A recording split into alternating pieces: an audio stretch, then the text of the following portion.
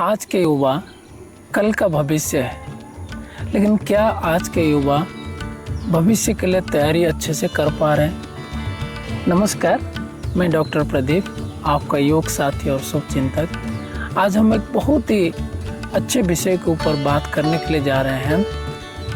हमारे यूथ हमारे देश का धरोहर है, उन्हीं को लेकर हमारा देश आगे बढ़ सकता है। और अभी हमारा देश आगे बढ़ने में कगार पे है, हमारा देश आगे बढ़ना चाह रहा है, तो युवाओं का क्या भागीदारी होना चाहिए? युवा बहुत ही महत्वपूर्ण रोल निभाता है, लेकिन युवाओं को सबसे पहले अपने जीवन में कुछ करने के लिए, कुछ प्राप्त करने के लिए, सफल होने के लिए कुछ प्रायोरिटी डेवलप करना चाहिए। तो क्या प्रायोरिटी होना चाहिए? सबसे पहला, आपके अंदर हेल्थ को प्रायोरिटी रखना चाहिए। अच्छे स्वस्थ शरीर होगा, आप स्वस्थ रहेंगे, तब आपके अंदर अच्छे विचार आएगा, और जैसे आपका विचार आता है ऐसे आपके अंदर कुछ एक्शन, कुछ कर्म करने के लिए मन करता है, और जैसे हम कर्म करते हैं ऐसे हमारे हैबिट्स बन जाता है, और यही हैबिट्स जब हम बार बार करते रहते हैं, धीरे धीरे ही हमारा कल्चर या ट्रेडिशन बन जाता है। तो भारत एक दिन सोने का चिड़िया था, भारत के अंदर सब कुछ है, लेकिन आज की युवा पीढ़ी कहीं ना कहीं दिग्भ्रष्ट हो रहे हैं, उनको प्रॉपर गाइडेंस नहीं मिल रहा है, जिसके कारण विदेशी के ओर अपने आप को किसी नई चीज़ें पाने के लिए सुख का तलाश में कहीं ना कहीं भौतिक सुख में सीमित हो जाते हैं। तो शास्त्र कहता है हेल्थ का मतलब केवल शारीरिक सुख नहीं है, शरीर के साथ साथ आपके मानसिक विकास करना चाहिए, और आपका सामाजिक जीवन जो रिलेशनशिप है उसमें भी मधुरता लाना चाहिए, प्रेम और करुणा के भाव बढ़ना चाहिए। और अंतिम में स्वस्थ होने का और एक लक्षण होता है आपका आध्यात्मिक विकास होना चाहिए। तो हेल्थ में आपको 4 चीज़ें देखना है: आपका physical health, mental health, social health and spiritual health. तो योग एक ऐसा माध्यम है, अगर हम हर दिन दैनंदिन कुछ ना कुछ समय अगर हम योग के लिए निकालें तो पूरा दिन हमारा अच्छा जाता है। तो पहला प्रायोरिटी हमें देना चाहिए, खासकर युवा पीढ़ियों को, अपने हेल्थ को ठीक रखें। दूसरा प्रायोरिटी, थोड़ा सा अपने कैरियर की ओर ध्यान दें, क्योंकि जो स्टूडेंट लाइफ है उसमें हम जो भी अध्यवसाय करते हैं, जो भी अध्ययन करते हैं, उसी को लेकर हमारा फ्यूचर बनता है। तो थोड़ा कैरियर में ध्यान दीजिए, कम से कम 12-14 घंटा जो भी आप पढ़ना चाह रहे हैं उसके ऊपर ध्यान दीजिए, और फोकस होने का प्रयास करें।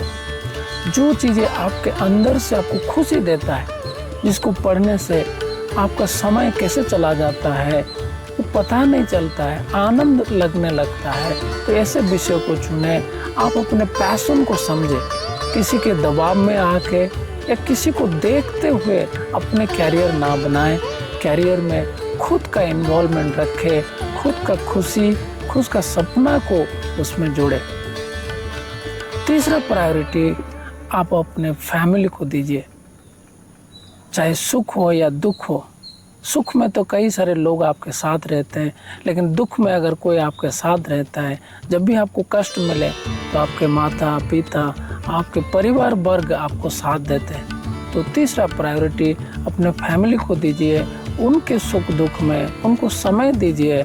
जब भी घर जाए, कई बार मैं देखता हूँ बच्चे पढ़ाई करने के लिए आते हैं, इतने मशगूल हो जाते हैं दोस्तों के साथ, जब भी घर जाते हैं या कहीं पे भी फैमिली को मिलते हैं, उनको अच्छे से सम्मान नहीं करते हैं, उनके बारे में नहीं समझते हैं। तो कोशिश करिए अपने फैमिली को समय दें, केवल उनको अपना केवल पेरेंट्स ना माने, उनको अपने जीवन का हिस्सा बनाएं। आप उनको समय दीजिए, और समय का मतलब क्वालिटी समय दीजिए। जब भी फ़ोन करें उनके बारे में समझे, उनका क्या सपना है, उसको कैसे पूरा करेंगे, उनको डायरेक्टली या इनडायरेक्टली उनसे जानने का प्रयास करें। परिवार हमारे जीवन का एक ऐसा हिस्सा है जिसको छोड़कर हम जी नहीं सकते हैं, तो परिवार को जरूर अपने जीवन में प्रायोरिटी लाएं। चौथा, आप अपने देश के लिए सोचें। Try to contribute something for this nation. मातृभूमि उसको भूल ना जाए। अपने मातृभूमि के लिए उसको हम अगर देखेंगे आज़ादी के समय कितने लोग अपने बलिदान दिए हैं, तो अभी बलिदान देने का ज़रूरत नहीं है। अपने जीवन नहीं देना है। जीवन का अच्छे क्षण, आपके जीवन का अच्छे पल, आपके जीवन में जो अच्छाई हैं उसी को देश के लिए कंट्रीब्यूट करें, प्रयास करें।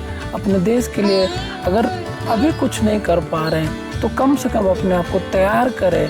कुछ कंट्री को डिस्ट्रक्शन की ओर लेके ना जाए। खासकर मैं अभी देख रहा हूँ कई युवा ऐसे हैं जो समय को व्यतीत करते हैं, किसी चीज़ को परवाह नहीं करते हैं, केयरलेस जीवन जी रहे हैं। तो प्रयास करें थोड़ी थोड़ी अपने जीवन में कुछ ऐसे काम करें जो देश को कंट्रीब्यूट हो पाए। हमेशा सरकार के ऊपर हमें डिपेंड ना होना चाहिए। हम स्वयं कुछ जो कर सकते हैं करें। और सबसे बड़ा कंट्रीब्यूशन है हम कुछ ऐसे काम ना करें जिससे हमारे देश का हानि हो।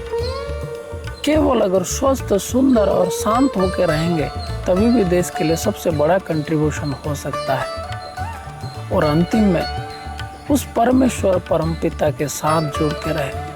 हर वक्त, हर क्षण ईश्वर के साथ जुड़ने का प्रयास करें। कई लोग बोलते हैं कि हमें ईश्वर को नहीं मानते हैं, हमें ईश्वर दिखता नहीं है। कई ऐसे विषय हैं जो हमें केवल अनुभव कर सकते हैं, उसको देख नहीं सकते हैं। समझ को बढ़ाना चाहिए। सही समझ, सही संबंध जब हम बनाएंगे तो ईश्वर के बारे में और ईश्वर के उस शक्ति को जो कण कण में फैला हुआ है, उस ईश्वर तत्व को हम समझ सकते हैं। तो ये 5 प्रायोरिटी अपने जीवन में बनाएं। सबसे पहला, अपने हेल्थ को अच्छा रखें। दूसरा, अपना कैरियर के ऊपर फोकस करें। जिस विषय में आपको अच्छा लगता है उस विषय को और अच्छे से अध्ययन करें, उसके जीवन में अपनाएं। तीसरा, अपने फैमिली को भी समय दीजिए और क्वालिटी समय दीजिए। उनके सेवा करें, उनके सपने को पूरा करने का प्रयास करें।